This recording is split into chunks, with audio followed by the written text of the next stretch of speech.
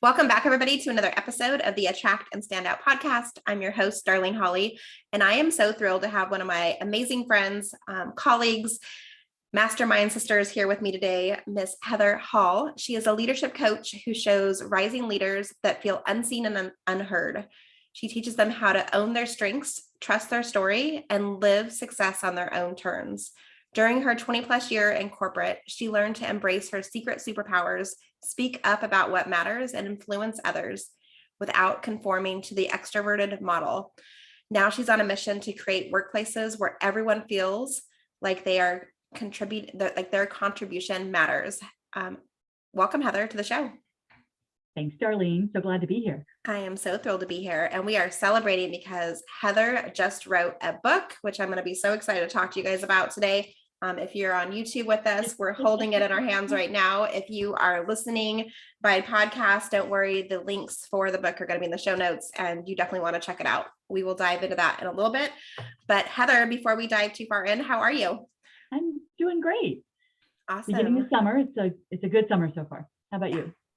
I'm doing great as well. It feels like that time of year where everything's just slowing down a little bit. We're taking some extra space in our calendars, or I'm taking some extra space because I want to be home with the kids more.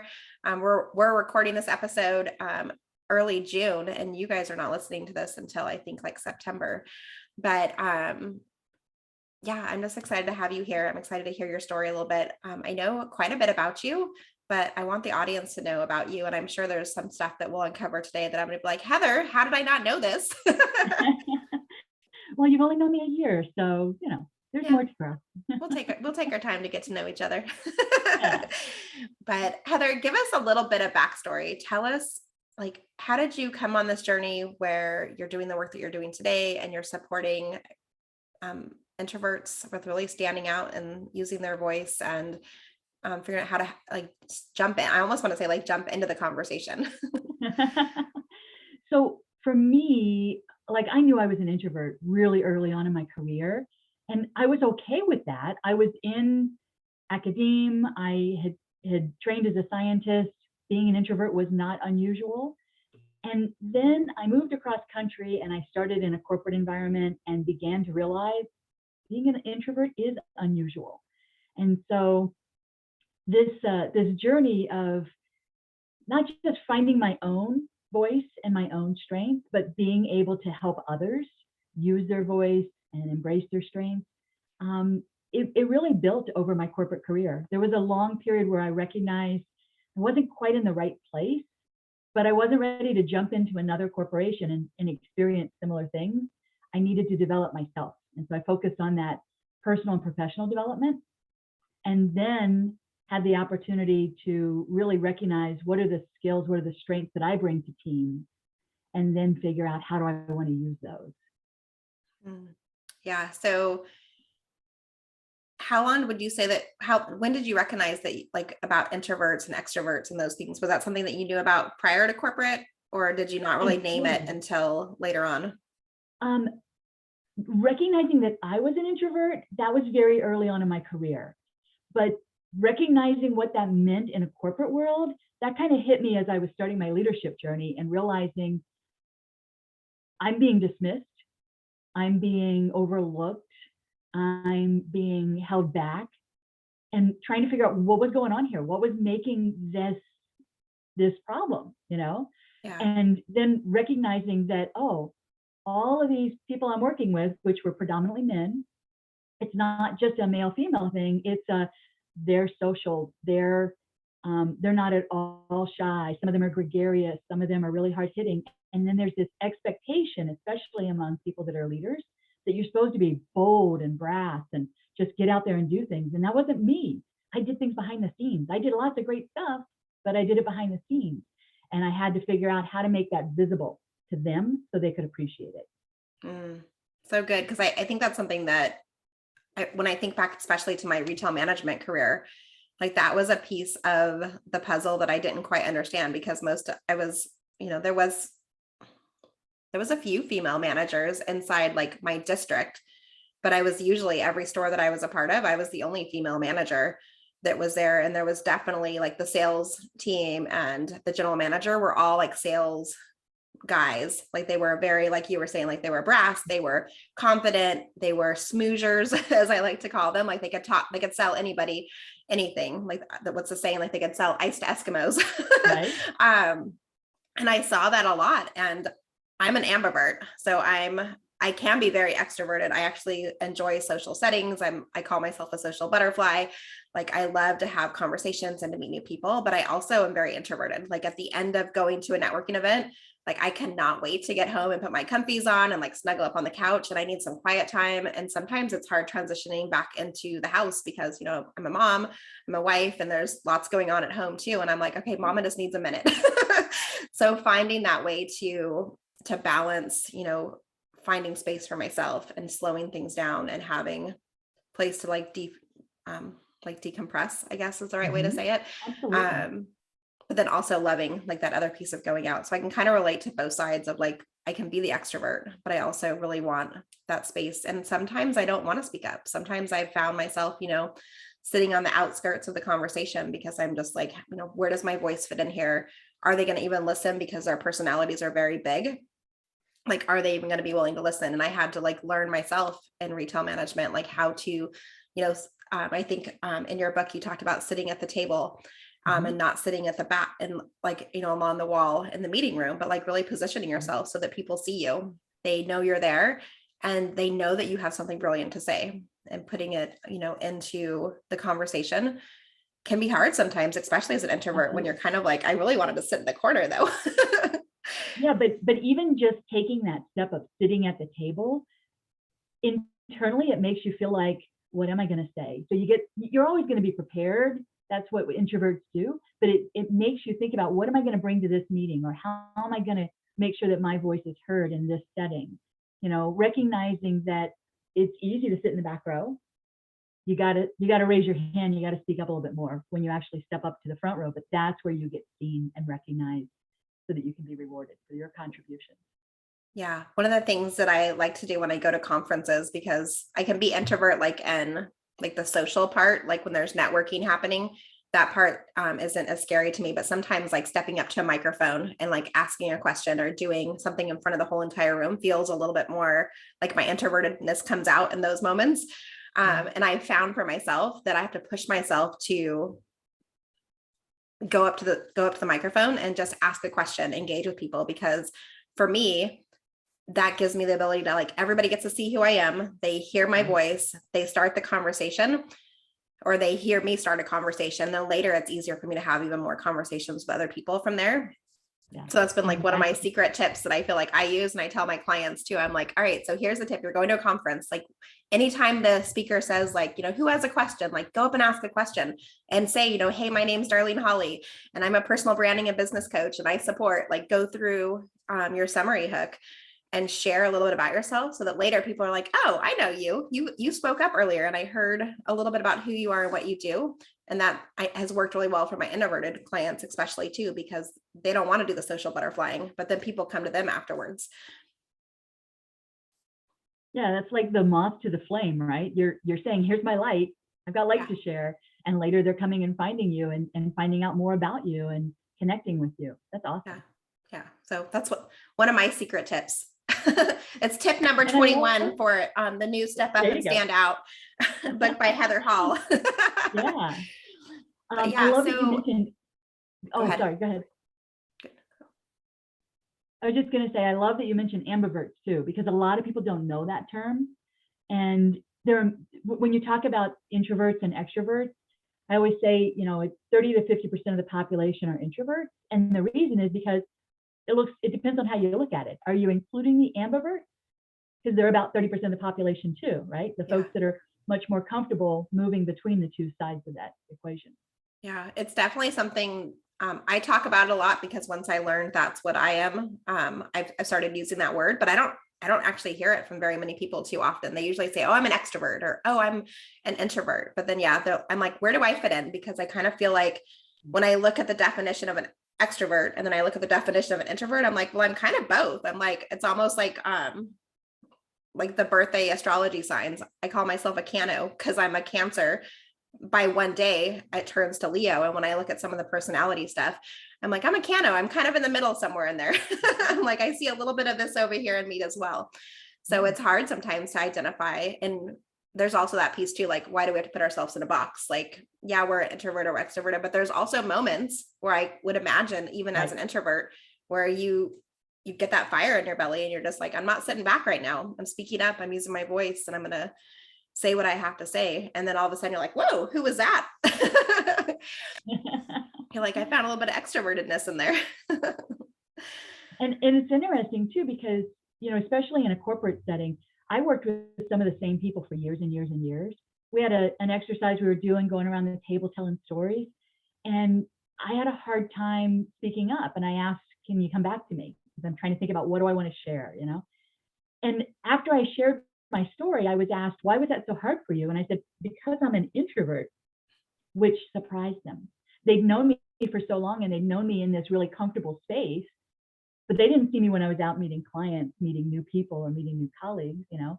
That's when I was very introverted. Yeah. When I'm with people I know, like, and trust, it's much easier to be gregarious, you know. Yeah, no, and I can see that because, you know, you get comfortable, you're familiar with people. You don't have to, you know, like, get the nerve up because they already know, and you already have that relationship built. So that totally makes sense. Yeah. So a lot of the listeners that listen to this podcast are working on visibility. They're putting themselves out there, growing businesses, or they're rising leaders inside of their organizations. What would you say is like the best visibility tip that you found as an introvert? Because I know so many of us are introverts. Like, what's the number one tip that you typically share for people that are introverts on how to push through that visibility piece of it? That's actually kind of a broad question, but since you use the word push, I'm going to pick up on that word. Okay. I think it's one of those things where pushing makes it harder.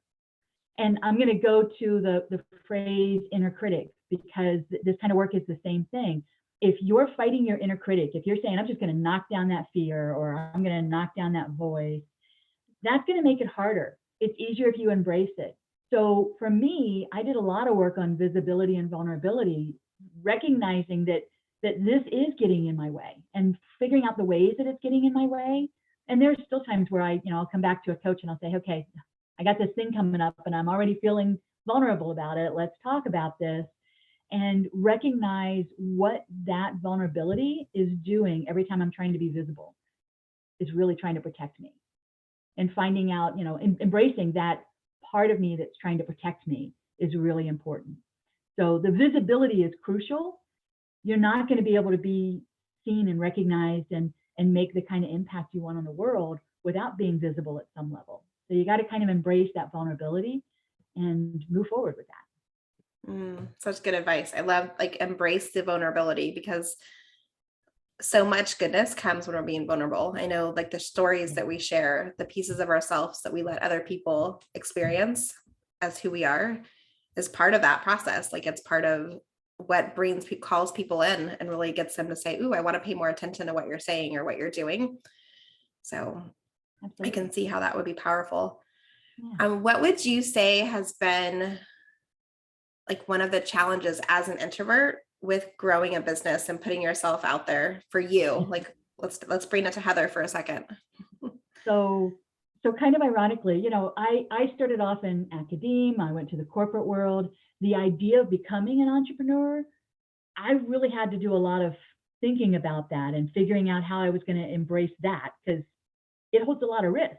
I'm used to this idea of security, which other people might think there's a lot of risk in that, but it's all about what you're comfortable with, right? So for me, stepping into this career change that I did, and there was a transition period about that. I took a 12-week sabbatical to figure out, what do I want to do with the rest of my life?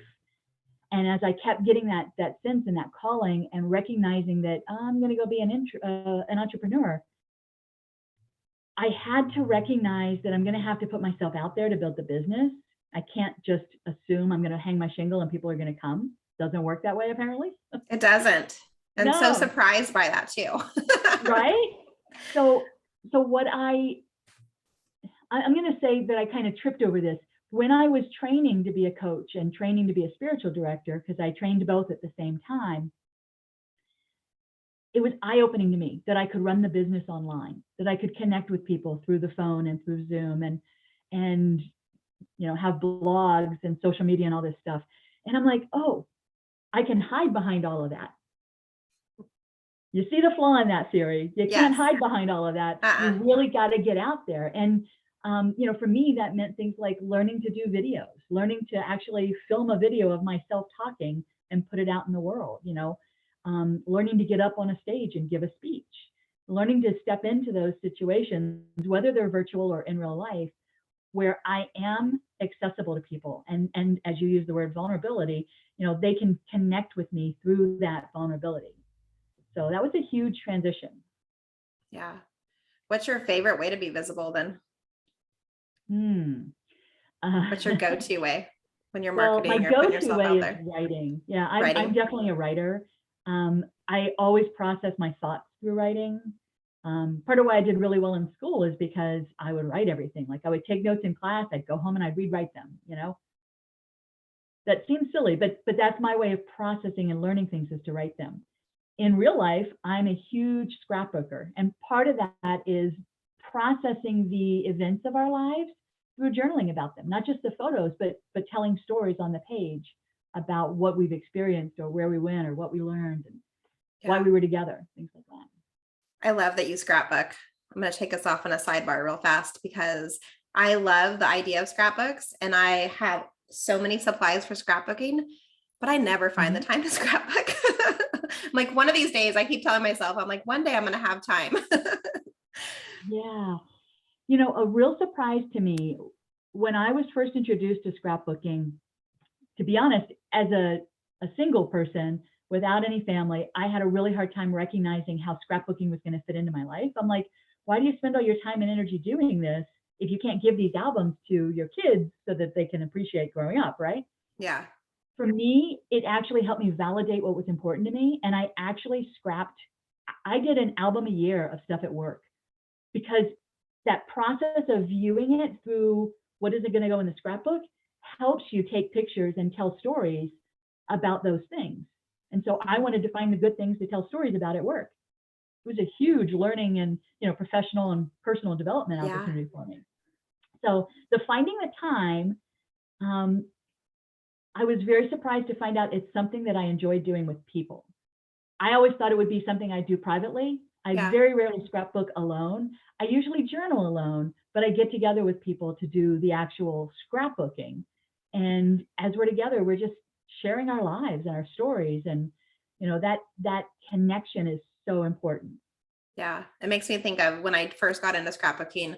I had some friends that I played bunco with, and they were very much into scrapbooking, and they would get together and do like scrapbook retreats at like cabins up in the mountains, or sometimes some of the churches would host like scrapbooking days, and you would like bring your table and bring all your supplies and do it together. And I never got a chance to do it with them, but that's how they were doing it. So I think that you're onto something with like the team, like bringing people together with it. And you prompted me. Like I talk so much about storytelling in my business and helping my clients really, uncover their story for what their story is about for their brand. And then also using storytelling and all of their content. I love how you're documenting it and you're journaling it, and like you're pulling all these different stories together. And so as like the entrepreneur hat in me was like, ooh, that would be a fun way to like find stories. Cause so many of my clients, I teach them to have a story bank, which is just like a Google Doc with like all the stories listed out. So when they need to find something, they can pull it easily, but to have it in a scrapbook model would be super fun as well. So thank you for that little tip there. I was like, ooh, maybe if I scrapbook, I'll even think of more stories. Right. As you say that, I have to tell an embarrassing story. There was a period in my career where I recognized that I needed to find a way to convince my boss to keep promoting me, but there were no higher levels in our organization, and there wasn't an opportunity to move out of our location yet. I actually put together what I called the ice cream story, and I told my career and my wants and my dreams of my career in the model of ice cream cones and ice cream sundaes and things like that in this PowerPoint, and showed it to my boss to get him to understand where I was going and what I was trying to do with my career. probably the strangest presentation he ever had in his life. But that, I was thinking of it as a scrapbook. And then of course I put the PowerPoint slides into a scrapbook. So I still have that story today. That's awesome. I love that you like gave him a visual of like where you wanted to go and what you wanted to do in a way that was so Heather, Mm-hmm. which I'm sure stood out so much. Yeah. To your boss. And I'm sure it made them think like, okay, well, where are we going to give Heather this promotion at? Because she just showed me that she deserves it. Yep. I love it. Heather, with where you're at now in your career, I know you just wrote a book, Step Up and Stand Out, which I want to talk a little bit about. What's next for you when you think about your career though, before we go into the book? Like, where do you see yourself going over the next year or so? So two things, I'm doing most of my work one-on-one with folks, and I really enjoy doing that. I also want to get into corporate groups where I can do some training, provide training that can help them with their own team development, but also be available to do coaching inside the corporate setting.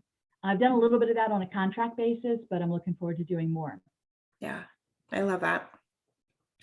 And it's so valuable when we can go in and make like I know for myself, like I work one-on-one with all my clients on the business coaching side, and then the corporate work that I'm stepping into, like it's the same thing. It's like the idea of being able to support a team and help them communicate better and show up for each other and not feel like they're alone, even though they see other people around them. But so sometimes, working in corporate can be isolating, and there's lots of pieces where there's not connection, there's not communication. You feel like you're on an island by yourself. Like bringing those conversations together, I know are so powerful. That's so true. And one of the things that I did in my corporate career was to make sure that I was reaching out and connecting with other people, not just to build a bridge to other locations, but to make sure we're doing things a similar way. We're sharing lessons learned, So I built kind of a web of people that I was connected to. And I think now that more and more folks are working remote, that's even more important to help people, to help teams develop that kind of connection. Yeah, absolutely.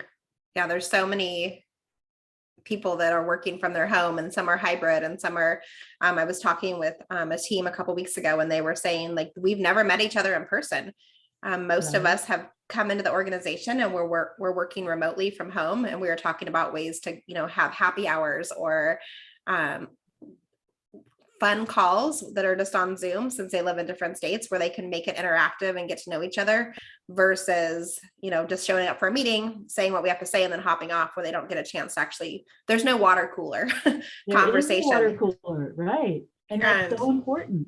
Yeah. I know that's definitely like the piece that when I started my business, just going from working retail management, having tons of people around at all times, whether it was customers or, my coworkers, to starting my own business and sitting in my home office, I was like, okay, this is weird. Like, who am I going to water cooler with today? I was so used to having conversations and being inspired or getting new ideas based off of those conversations. I had to make sure, and back then, this was almost 16 years ago, I went to a ton of networking events to get that.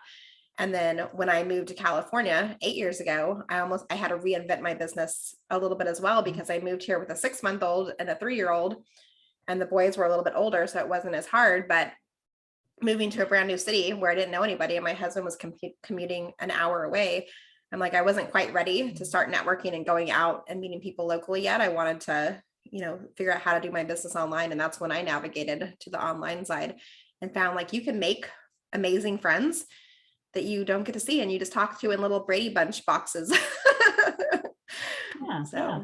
And one of the things that I did as I was developing my business, I still do it somewhat. Now it's more of a check-in with folks, but in the beginning I did a lot of co-working. When we were both developing businesses, we had more time. And so we would schedule out a 1 or 2 hour block, or maybe a half a day, where we could just be on the phone as peer support and work together, doing totally different things, but you're still getting that sense of the water cooler over the phone line. Yeah, I still do that, Heather. I have a couple accountability mastermind friends that I get together with, and we'll just sit on Zoom for like an hour or two. And I'm like, all right, I'm pitching these conferences, or I'm pitching these podcasts, or whatever I need to do in that moment, or I'm writing my newsletter. And it helps me with like button chair to like sit down, stay focused, get things done. And then I also am a member of a local co-working space. So occasionally I don't go as often as I want to. I really want to go more often, but it's hard to do phone calls, which I do a lot of Zoom calls when you're in a co-working space, unless you have an office. And at that point, I'm like, I might as well be back at home. So there's that piece, but there's the networking piece that I get at the co-working space when I do go in. That's like that perfect water cooler banter that helps me with creativity, especially if I'm stuck in something and I'm like, all right, I want to get struck by inspiration, or sometimes I have an idea and I just need someone to like kind of bounce some ideas around. So the co-working space has been so powerful, that, or the Zoom ones that I create myself as well. Absolutely. So tell us a little bit about Step Up and Stand Out, your brand new book that you wrote and is out in the world, and it's 20 tips for aspiring introverted leaders. What gave you the idea to put it into a book? Because I'm assuming that you were blogging a ton about this and then you decided to write a book, but where did like the inspiration come from? So one of the things that, as I realized that my journey into life coaching was really being called into leadership coaching to share the lessons I'd learned over 2 decades. So when I think about how do I share my lessons learned, it's natural to write about them. So the book kind of came up as a fruits of that labor, how to put your voice out there so that people can share in those lessons and hopefully learn them, try some of the tips I have. At the end of every tip, I've got a couple of questions for you to journal about, think about, try out. And I recommend to people, you might read a tip a week or a tip a month, but go and try it. Don't just read it and forget about it. Put it into action and see how it changes your career and your impact on your team. Yeah, absolutely. When you were writing it, like there's 20 tips in here, and I know that they're like, are they based off of like which ones you have felt the most impacted your lives, or how did you put them in the order that you did, just out of curiosity? That's an interesting question.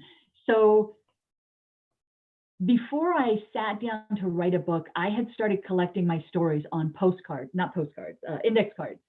So I would literally think of a story, or a story would come up in a conversation, and I would make a note of that on an index card. And so when I realized I was going to make a book, I started putting them on Post-it notes and trying to organize them on a wall. They're not really in a specific order. And one of the things that's been interesting as people have been reading the book, especially for extroverts, to come back and tell me, hey, these are great tips for us too. Yeah.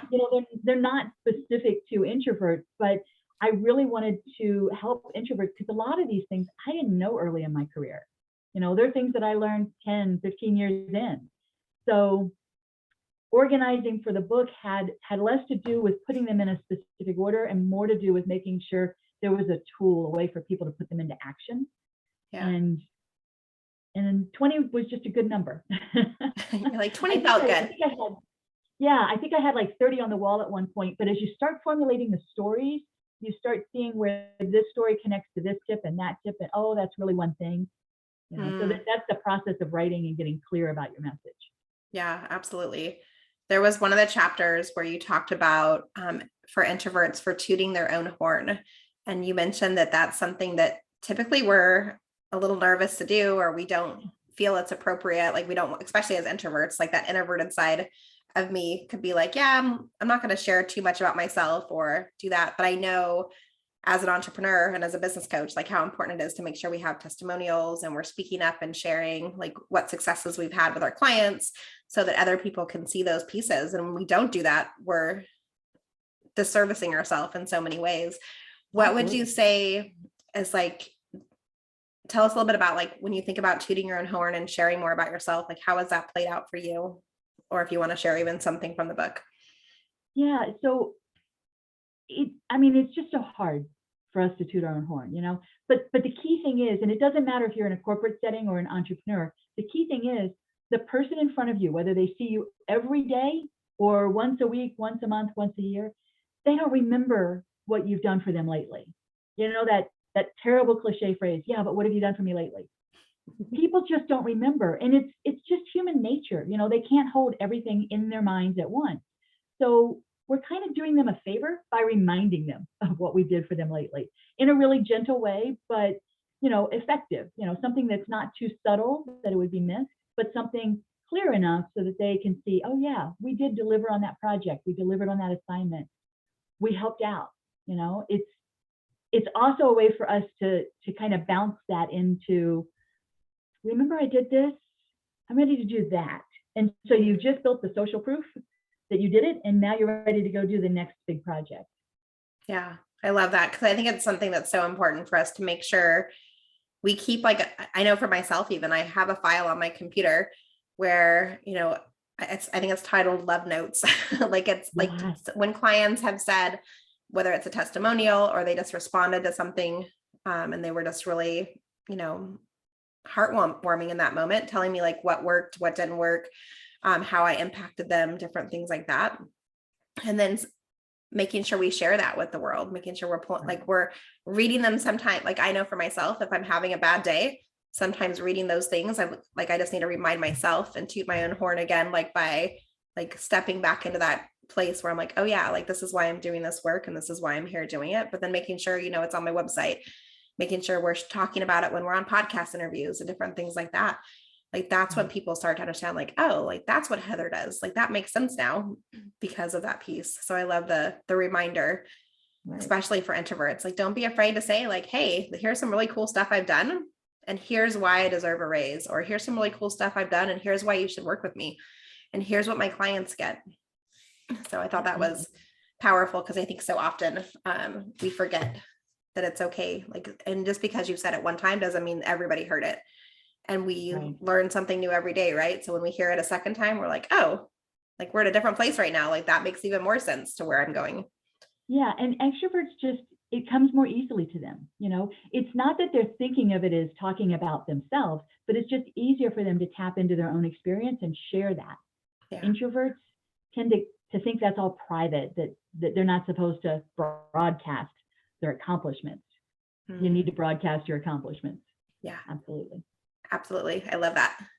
Amazing. Well, I know I just read the book, and if you're listening right now and you have just met Heather for the first time, I highly encourage you to go out and order Step Up and Stand Out. I know I got mine on Amazon. I'm sure it's available other places as well. Everywhere. Perfect. Yeah. So definitely check it out. Before we wrap up today's conversation, Heather, I want to go into rapid fire questions just to get to know you a little bit better. I usually ask these questions because I'm curious and it's really for me, but I know the audience loves it as well. I'm curious, are you binge watching anything on TV or reading anything obsessively right now besides your book? I'm always a binge watcher. Thank you. That's always important too.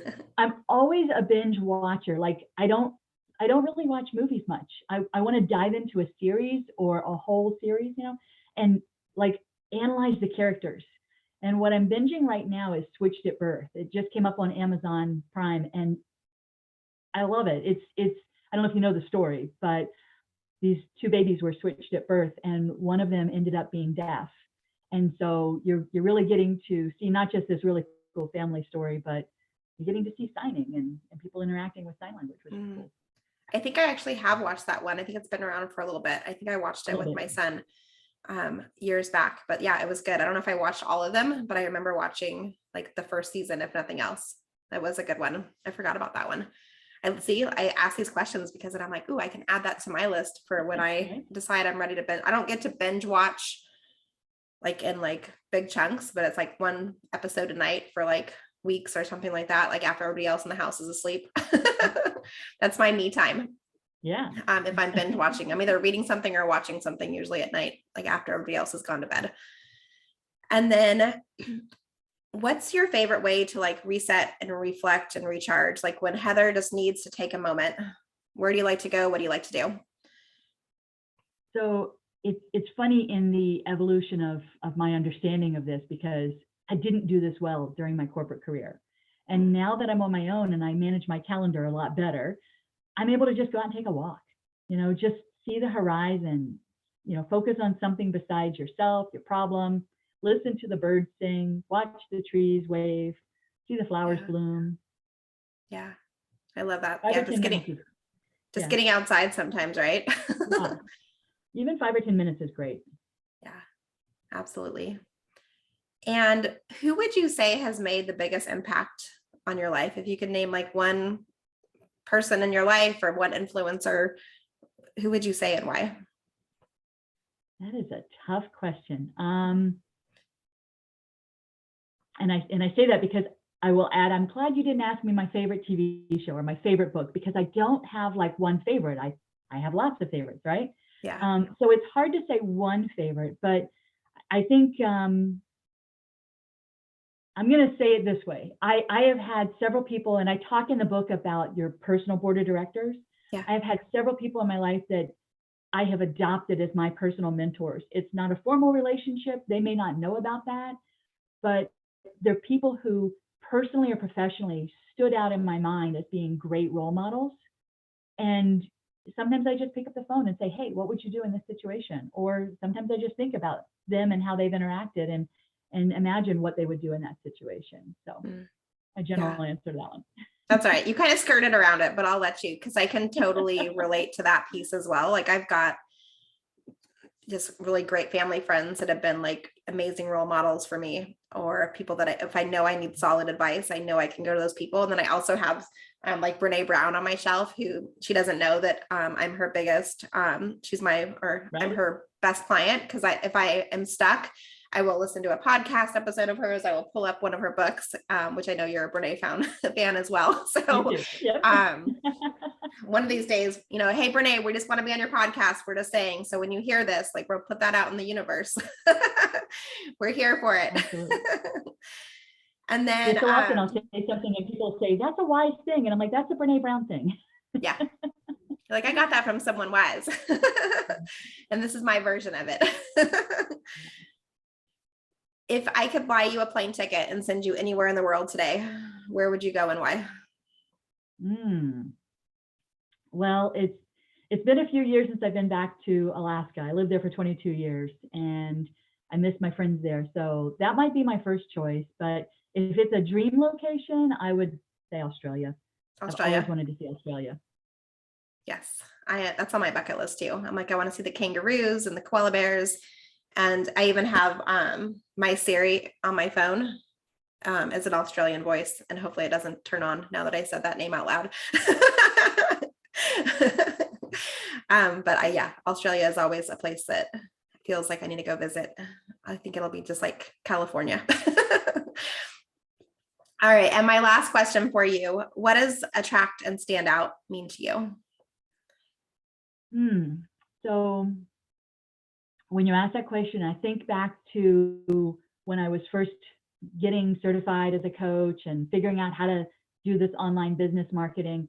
And one of the things that I realized in my work was that I have to be visible to people for them to know, like, and trust me. And so that's really when I realized I needed to go do videos. And that was like against all of my experience and my expectations and my inside the box thinking. But when I started taking a video challenge class, and when I started seeing my own videos, I saw what people see in me. Like, we don't normally think about how people see us, but it was very visible to me. And that's part of my process of attracting and standing out, is just being able to let my light shine. Yeah, I love that. And I love that you said that you see how other people see you. Like, it's that mirror reflection of other people sometimes is really powerful for how we show up and how we continue to do the work that we're doing, because so much of what we do is a ripple effect into the world and gives so much back to other people. Indeed. Heather, thank you so much for being on the show. It's always fun to chat with you. And I think I learned a few new things today to add to my list of Heather's reasons I love Heather. Before we wrap up, I know people are going to want to connect with you. Besides going to Amazon and buying Step Up and Stand Out, where else should they hang out with you or find you? Thanks, Darlene. My website is Discover with Heather, and you can find me on Instagram and Facebook under Discover with Heather. I really spend most of my time on LinkedIn, where I'm there as Heather L. Hall. Perfect. Yeah. So those will be in the show notes below. Definitely connect with Heather, get to know her. She's doing amazing work. And if you're an introvert, definitely run out right now and buy the book. And if you're an extrovert, run even faster, because you need to know more about your introverted friends, because there's so much power when we dive in and really start to truly get to know and understand how people work and what makes them tick, and really how to help support them when they're maybe a little nervous to speak up or share what they're trying to share, like make sure you're inviting them to the table as well. So Heather, thank you so much for being here. It's been so fun. Thank you, Darlene. This is great. All right, everybody, that's another wrap of the Attract and Stand Out podcast.